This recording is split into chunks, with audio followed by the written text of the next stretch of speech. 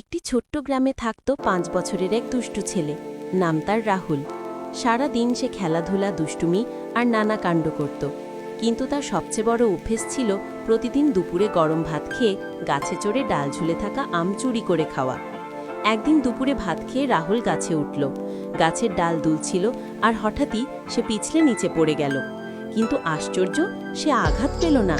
চোখ খুলে দেখে তাকে শক্ত করে ধরে রেখেছে এক বিশাল বানর সদৃশ দেবতা বজরংবলী। এই যে ছোট্ট বীর, এত দুষ্টুমি করো কেন? খাবার আছে ঘরে, তবু গাছে উঠে চুরি করতে হবে? রাহুল লজ্জা পেয়ে মাথা নিচু করল। আমি ভেবেছিলাম আম খেলে শক্তি পাব। আপনি তো ভীষণ শক্তিশালী।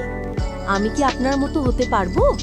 শক্তি শুধু শরীরে নয়, মনে আর কাজে থাকে। দুষ্টুমি করলে শক্তি বৃথা যায়, কিন্তু ভালো কাজে ব্যবহার করলে সবাই তোমাকে ভালোবাসবে। তাহলে আমি কিভাবে ভালো কাজ করব? বজরংবলী তাকে নিয়ে গেলেন গ্রামের নদীর ধারে।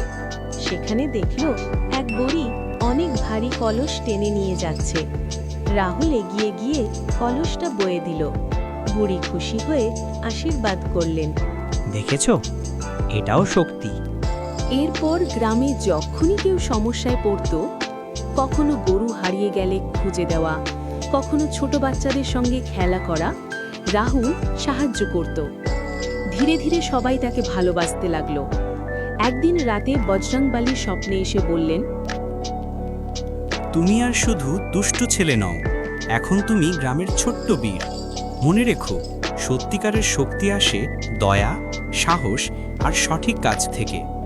আমি বুঝেছি বজরংবলী, আর আমি ভালো কাজ ছাড়া শক্তি ব্যবহার করব না।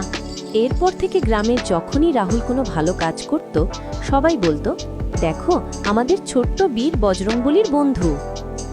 Please give me subscribe, like, comment.